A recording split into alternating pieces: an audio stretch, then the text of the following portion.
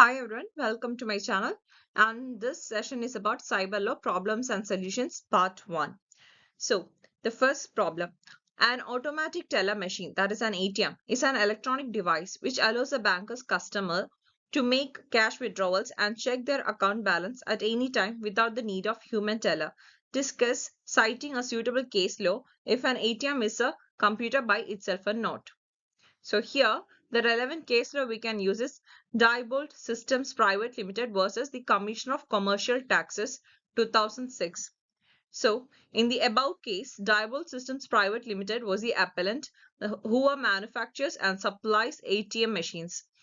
A clarification was sought by the Diebold System Private Limited on the rate of tax applicable under the Karnataka Sales Tax Act 1957 on sale of ATM from the Advanced Ruling Authority or ARA in Karnataka.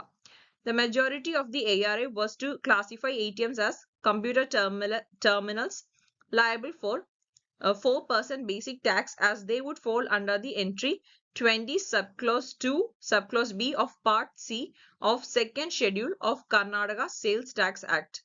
The chairman of the ARA dissented from the majority view. In his opinion, ATM would fit into the description of electronic goods, parts and accessories thereof. They would thus attract basic rate of tax of 12% and would fall under the entry 4 of Part E of second schedule of Karnataka Sales Tax Act. The Commissioner of Commercial Taxes was of the view that ARA ruling was erroneous and passed an order that ATM cannot be classified as computer terminals. The Honorable Court found that the enlarged definition of computers in the Information Technology Act cannot be made use for interpreting an entry under the fiscal legislation. Further, an automated teller machine is an electronic device which allows a banker's customer to make cash withdrawal and check their account balance at any time without the need of human teller. However, an ATM is not a computer by itself and is connected to a computer that performs the task requested by the person using ATMs. The computer is connected electronically to many ATMs that may be located from one distance from the computer. So the court held ATMs are not computers but are electronic devices under the Karnataka Sales Tax Act 1957. And the next problem, what we are going to discuss is legal remedies in tort law. So A purchases a laptop from B on the representation that the laptop is in working condition and does not need immediate service. When A uses the laptop, his data crashes due to the technical deficiencies in laptop within 7 days of its purchase. A suffers data loss due to B's negligence and is liable to compensate A under tort law as well as contract law for breach of contract. Comment. The answer here in this problem, B will also be liable for breach of implied warranty of fitness and merchantability under Section 16 of Sale of Goods Act 1930 and liable to pay damages to A. Tort law, which is based on common law, may also protect online customers for any civil wrongs committed by e-tailers or online service providers in India. In case such a claim for negligence is made, a customer will be entitled to seek damages and compensation for any injury suffered by a customer owing to the online negligence of an e-tailer or online service provider. The remedies in tort law will lie in addition to remedies in Indian Contract Act 1872.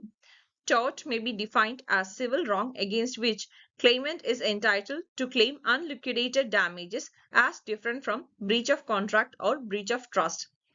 Damages may be compensatory to recompense a person for injury suffered, consequential as it results from negligent omission or act of a person, exemplary as punitive, or general damages to recompense for mental agony or suffering. For the plaintiff to make a successful claim, the plaintiff needs to prove that defendant owed a duty to take care of the plaintiff which was breached by the defendant, causing injury to the plaintiff which necessitate payment of damages to him to compensate for the injury suffered on account of defendant's act or omission. Duty of care depends on reasonable foreseeability of the injury that is caused to the plaintiff. The next problem is related to breach of contract remedies under Indian Contract Act. So the problem here is, in an electronic contract where A agrees to deliver a machine to B on a particular day for a specified price and A fails to deliver it at the specified time and B suffers loss as he is compelled to procure it from another seller at a higher price than he agreed with A, then A must pay to B the difference of the sum of price and price at which he bought from a third party. Explain with the help of relevant section of Indian Contract Act 1872. Here, a breach of terms of a valid contract entitles a party to claim damage or compensation for direct loss under Section 73 of Indian Contract Act 1872. This is substitutionary remedy, that is, to put the person who has suffered loss at the same financial position he had been in case no breach of contract had been taken place. Rules of mitigation applies. In a case of breach of contract by other party, the party not in default should nevertheless take steps to reduce and curtail the loss incurred by him. The court may even grant an injunction order for restraining defendant from committing a breach of negative covenant, or to aid in specific performance grant an interim injunction to restrain removal of subject matter of contract during the pendency of proceeding. The next problem is related to digital signature. So the problem is, Aziz wants to authenticate his electronic documents by affixing his signature. It is legally permissible. Advice. Is it legally permissible? Advice. So here, Section 2, Subclause 1, Subclause P of the Information Technology Act 2000 has defined digital signature as authentication of any electronic record by a subscriber by means of an electronic method or procedure in accordance with the provisions of Section 3. According to Section 2, Subclause 1, Subclause D, affixing digital signature means the adoption for the purpose of authenticating or procedure by a person for the purpose of authenticating an electronic record by means of digital signature. According to Section 2, Subclause 1, Subclause ZG, a subscriber means a person in whose name the digital signature certificate is issued. A digital signature is a secure electronic signature which uses encryption and passwords to protect the integrity of the signature and guarantees the authenticity of the party who signed it. The main uses of affixing of digital signature are: 1. Authenticity of the originator. The second one, authenticity of the document. And the third one, non-repudiation. So, authenticity of the originator. After the creation of any electronic message, the authenticity of the originator can be verified. The second is authenticity of document. Digital message cannot be modified, changed, altered, or tampered with. Now, non-repudiation. Any entity that has signed some document cannot at a later date deny the responsibility and liability arising out of the document. The Information Technology Act has provided legal recognition to digital signatures based on asymmetric crypto system known as public key encryption. In such system, each person will have two mathematical related numbers called key pair. This key pair consists of two keys, private key and public key. The private key remains with the owner and is used to decrypt the message, but the public key is widely known to everyone and is used to encrypt the message. These keys are large passwords created by the subscriber. These keys are so mathematically related that a message encrypted by one key can only be decrypted by using corresponding other key. For digital signature, the person has to obtain the digital signature certificate from the certifying authorities. Now, in the next problem, we will be discussing about electronic record and validity of the evidence. So the problem here is, Mr. A submitted an evidence in the form of active information recorded in the hard disk in the form of a text file, claiming that any information recorded as text or sound file or a video file or available on the hard disk which is accessible and convertible into other forms of data and transferable to other electronic devices is admissible. Examine the validity of the evidence in the light of a relevant case law. So here, In the definition of evidence under Section 3 of Indian Evidence Act, as amended by Information Technology Act 2000, is as follows. That is, all documents, including electronic records, produced for the inspection of the court. Such documents are called documentary evidence. It means that audio, video, data, text, or multimedia files generated, stored, received, or sent in an electronic form or microfilm or computer-generated microfiche could be produced for the inspection of the court, and such electronic records may be referred to as documentary evidence under the Indian Evidence Act. And in Dharambir versus Central Bureau of Investigation 2008. Dharambir versus Central Bureau of Investigation 2008. The Delhi High Court held that given the wide definition of the words document and evidence in the amended Section 3 of Indian Evidence Act, read with Section 2 subclause O and Section 2 subclause T of the Information Technology Act, a hard disk which at any time has been subject to a change of any kind is an electronic record would therefore be a document within the meaning of Section 3 of Indian Evidence Act. Now, the High Court of Delhi held that when Section 65B of Indian Evidence Act 1872 talks of an electronic record produced by a computer, referred to as computer output, it would also include a hard disk in which information was stored or was earlier stored or continues to be stored. Therefore, even the active accessible information recorded in the hard disk in the form of a text file or sound file or a video file, etc., is admissible valid evidence. Now, in addition, there could be active information available on the hard disk which is accessible and convertible into other forms of data and transferable to other electronic devices. The active information would also constitute an electronic record. The next problem we'll be discussing about legal recognition of electronic records. So here the problem is the trial court refuses to recognize the information contained in an electronic record printed on a paper. Examine with relevant case law if the electronic record are admissible as evidence in the court, and refusing to admit them is a grave mistake on the part of trial court. So here Section 4 of the Information Technology Act can be applied, and here legal recognition of electronic records. According to Section 4, where any law provides that information or any other matter shall be in writing or in typewritten or printed form, then notwithstanding anything contained in such law, such requirement shall be deemed to have been satisfied if the information or matter is A. rendered or made available in an electronic form, and B. accessible so as to be usable for a subsequent reference. So Section 4 has made electronic form as a functional equivalent of writing or typewritten or printed form.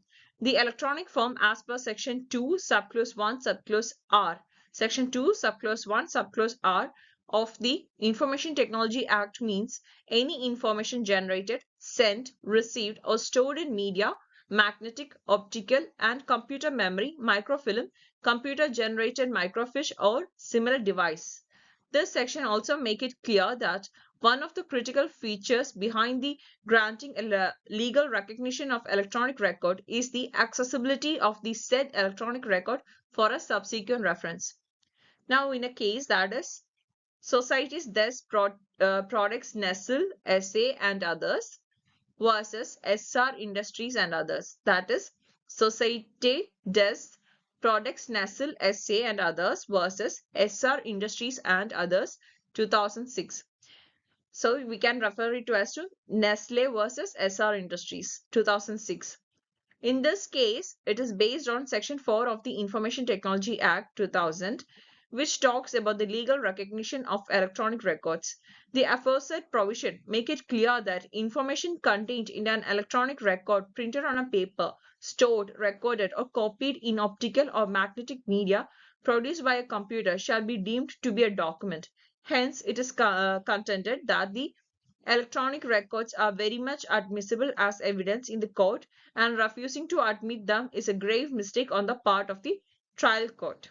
So that was held in Nestle versus SR Industries 2006. Now in the same preview or purview, we have one more problem, that is, if a MMS recording displaying a robbery be presented as evidence in the court of law, comment which relevant case law can be applied. So here the printout here it is the same scenario as discussed for the legal recognition of electronic records. It was held in different cases by the apex court that if the video MMS is not tampered with or regenerated or not edited one, if the authenticity can be proved with the timestamps and other technologies, then it is an admissible evidence.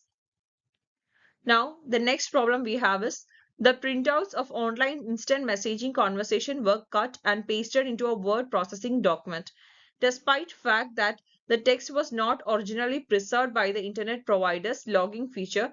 Discuss the validity of evidence, citing a case law.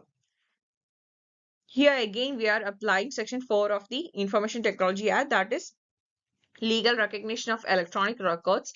And if it is of the form that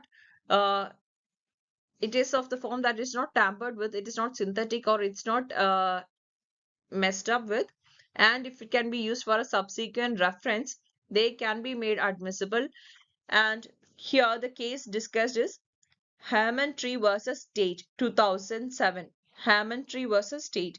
In this case, the printed transcript of an instant message conversation that took place between the defendant and the victim was properly authenticated and thus was admissible.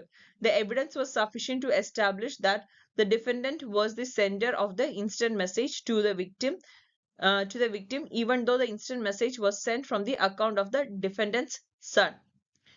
So uh, again we have another problem, another scenario under the same section, that is section 4, legal recognition of electronic records.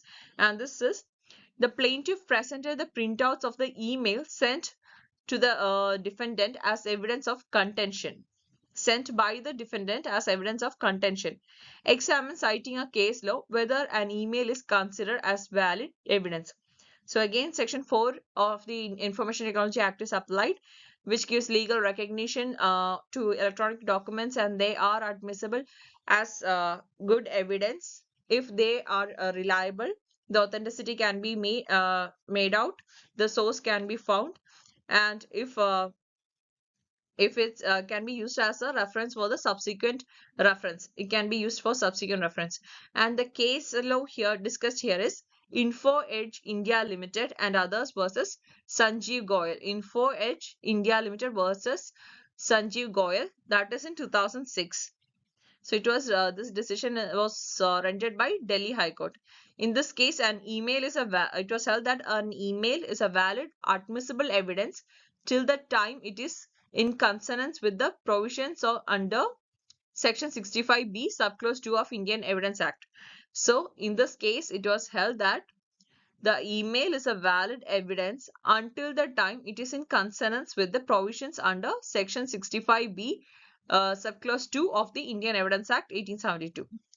So in the next question, we are going to discuss about the attribution of electronic records.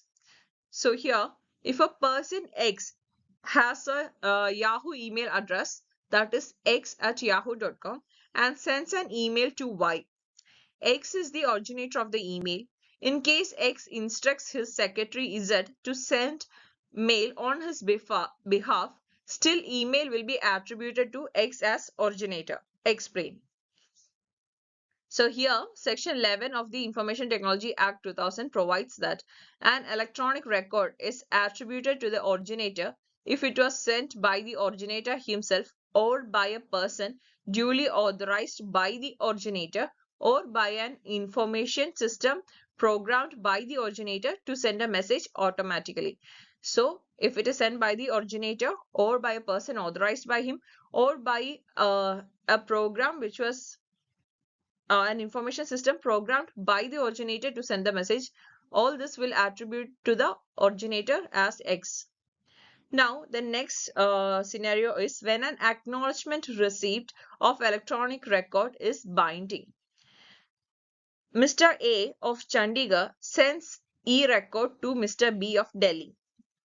He has mentioned that in the e-record that e-record shall be binding only on receipt of an acknowledgement of such e-record by him. Therefore, acknowledgement of receipt of e-record must be sent by Mr. B in expressed or implied form. Otherwise, the e-record shall be deemed to have been never sent by the originator. Now, the question is it true or false, and explain. Now, in this scenario, it is true and it is dealt under section 12 subclause 2. So, when an acknowledgement receipt of electronic record is binding is discussed under section 12 subclause 2 of Information Technology Act. The aforesaid section 12 subclause 2 provides for the situation 1 where the originator has specified to the addressee that the electronic record shall be binding only on receipt of an acknowledgement of such electronic record by him, or the second case, then unless the acknowledgement has been so received, the electronic record shall be deemed to have been never sent by the originator. In such cases, unless originator has received an acknowledgement, the electronic record will not bind him. So this is under section 12 subclause 2 of Information Technology Act. It is like the originator setting a precondition that is mandatory for the addressee to acknowledge the receipt of the electronic record. The aforesaid subsection, that is 12 subclause 2, makes it obligatory that the electronic record shall be binding only on receipt of the acknowledgement of such electronic record by the originator. The onus is on the addressee to make sure that the originator did receive the acknowledgement as sent by him. The addressee, by fulfilling the originator's precondition, makes the said electronic record binding on the originator. It implies that the originator did send the said electronic record meant for the addressee. Then the next section is acknowledgement of receipt of electronic record. Where a person X requests for information on catalog for furniture in a mail to Y, and his mail request acknowledgement of receipt of his mail, but Y does not send a receipt, it will be assumed that X mail was never received by Y. So it is similar to the scenario we just discussed. That is where a person X requests for information on catalog for furniture in a mail to Y, and his mail requests acknowledgement of receipt of his mail, but Y does not send a receipt. It will be assumed that X mail was never received by Y. So here also section 12 of Information Technology Act 2000 is applicable. Now section 12 of IT Act provides that when the originator has not specified that an acknowledgement of receipt is required in a particular format or method, an acknowledgement can be given through any communication by the addressee, automated or otherwise, or by any conduct of the addressee that reasonably indicates to the sender of a message that the electronic record has been received.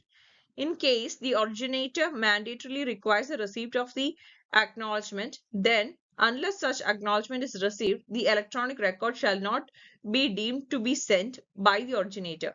In case the originator does not mandate a receipt of such acknowledgement and the acknowledgement is not received within the time specified or within a reasonable time, the originator is required to give notice to the addressee requesting acknowledgement within reasonable time.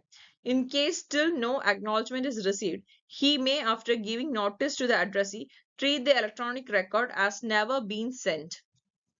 Now, the next subject matter is acknowledgement when time is specific. Now, where the originator has not stipulated that the electronic record shall be binding only on receipt, what is the situation? Explain.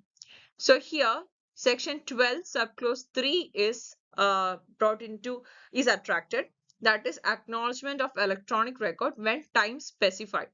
Where the originator has not stipulated that the electronic record shall be binding only on receipt, the section 12 subclause 3 provides for the situation where the originator has not specified to the addressee that the electronic record shall be binding only on receipt of an acknowledgement.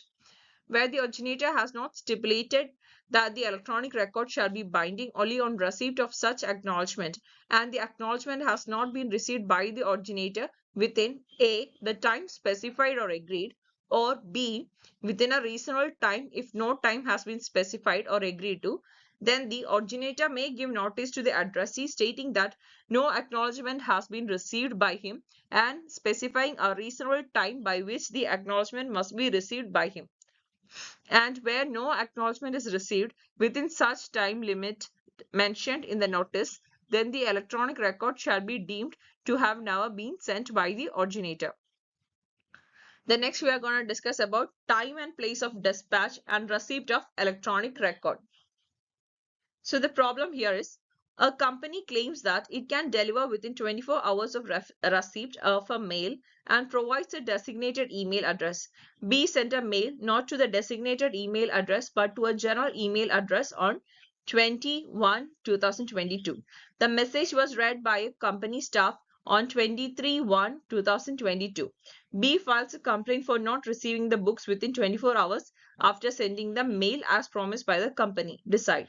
So here, if the company claims that it can deliver books within 24 hours from the receipt of a mail and provides a designated email address, the moment X email reaches the company's server, the order is deemed to be received.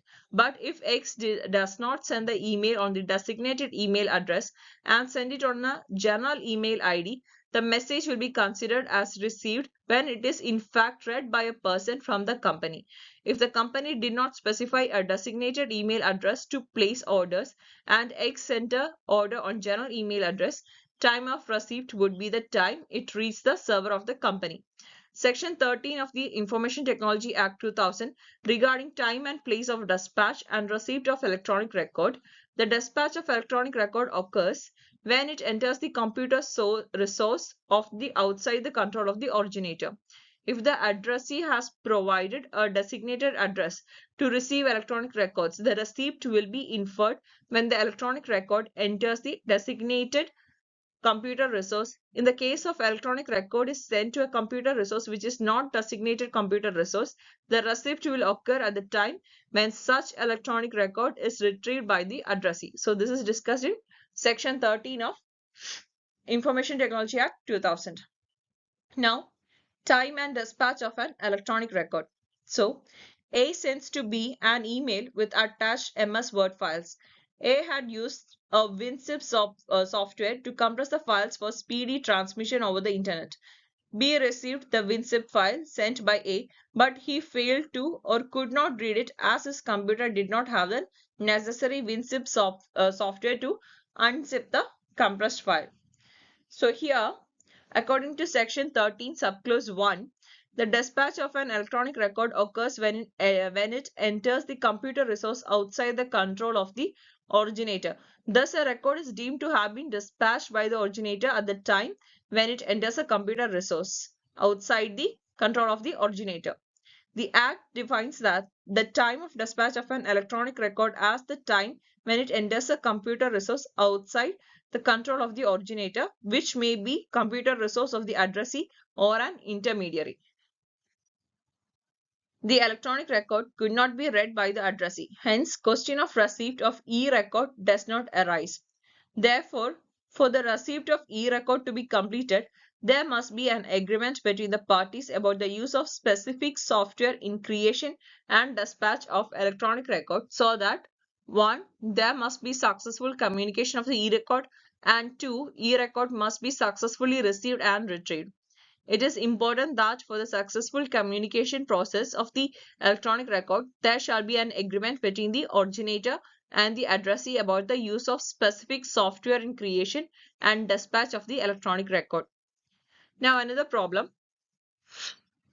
that is, the parties have agreed that time of dispatch of e-record shall be the time when e-record enters the computer resource of the addressee or is retrieved by the addressee. Then such agreement will prevail at the time of dispatch will be at time of entering the computer resource of the addressee or retrieving e-record by the addressee, and hence section 13 subclause 1 will not apply. Explain.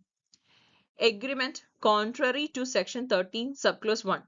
The parties can enter into agreement contrary to section 13 subclause 1, and where such contrary agreement is entered into, then the agreement would prevail and section 13 subclause 1 will not prevail. So if there is an agreement contrary to section 13 subclause 1, then the agreement will prevail. Now, another problem. Mr. A sends electronic records by using the latest licensed version of software to Mr. B, who receives the file but could not read the file as he did not have the latest licensed version of the software. Here, the electronic record could not be read by the addressee, hence the question of receipt of e-record does not arise. Therefore, for the receipt of e-record to be completed, there must be an agreement between the parties about the use of specific software in the creation and dispatch of the electronic record, so that there must be successful communication of e-record and e-record must be successfully received and retrieved. So the next is relating to identifying the designated computer resource. So Mr. A has different email IDs, that is abc@gmail.com, abc@yahoo.com, abc@hotmail.com, and he may have given abc@gmail.com to the originator for receiving e-records. And then abc@gmail.com is designated computer resource. Therefore, if the originator sends e-record on abc@yahoo.com, then the time of receipt of e-record will be when electronic record is retrieved by the addressee. Explain.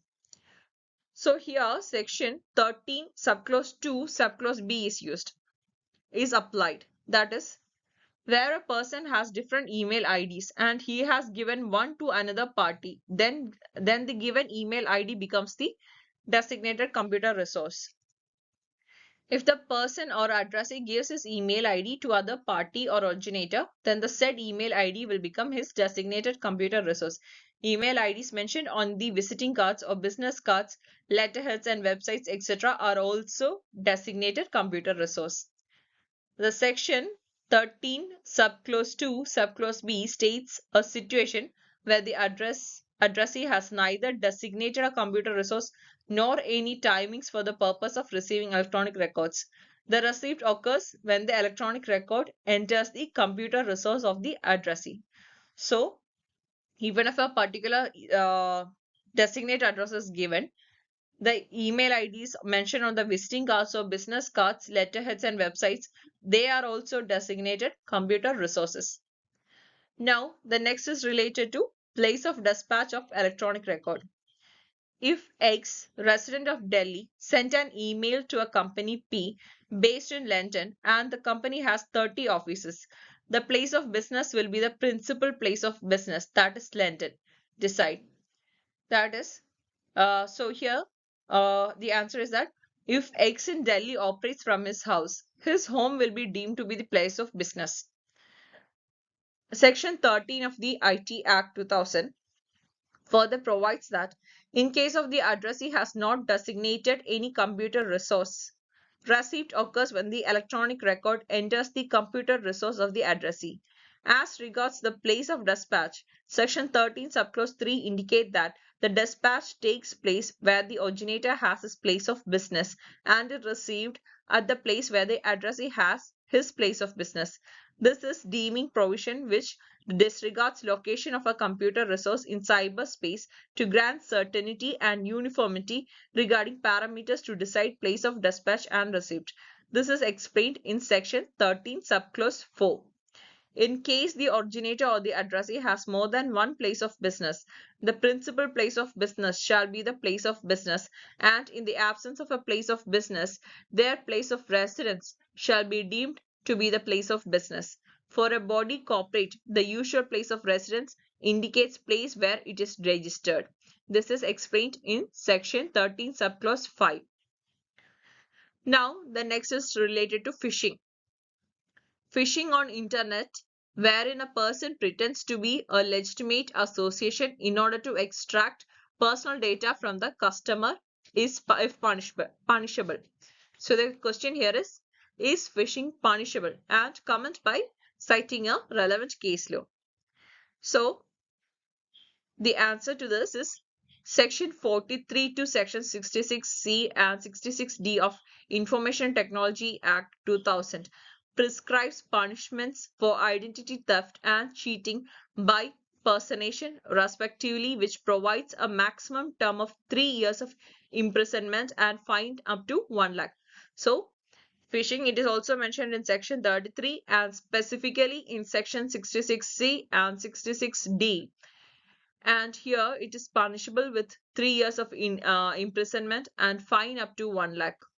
Now, in most phishing cases, these provisions will be attracted apart from Section 419 and 420 of Indian Penal Code. That is for cheating.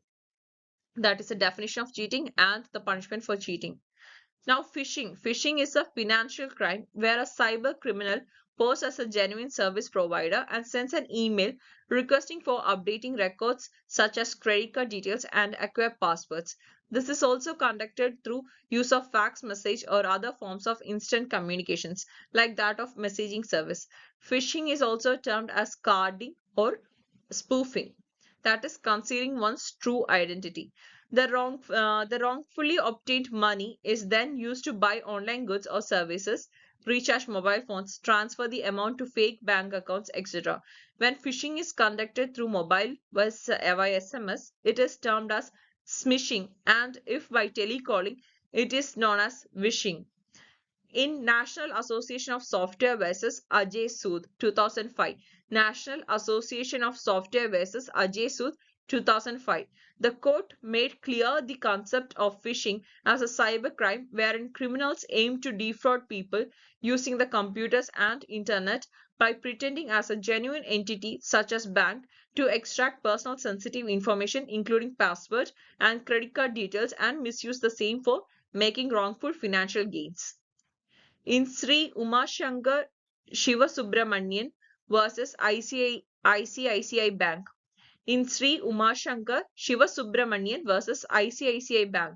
Here, the petitioner filed a case for compensation under Section 43, wherein petitioner was victim of phishing attack through impersonating email that appeared to be bank's official communication asking him to update his personal account information. The bank took defense that petitioner was negligent. The court held that bank had not adopted due diligence measures in securing its internet banking system in such a manner that a customer would recognize a mail from bank and directed it to pay sum of 12,85,000 rupees as compensation to the petitioner. The court also held that the respondent bank has failed to put in place a foolproof internet banking system with adequate levels of authenticity and validation, which would have prevented the type of unauthorized access that has led to a serious financial loss to the petitioner consumer. So that is with the problems for this part.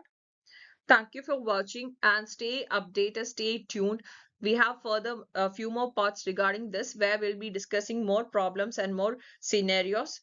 So thank you everyone. Please like, comment, share and subscribe. And if you have any feedbacks, please drop that in the comments so that I can know and I can improve. Thanks a lot. Have a good day and bye.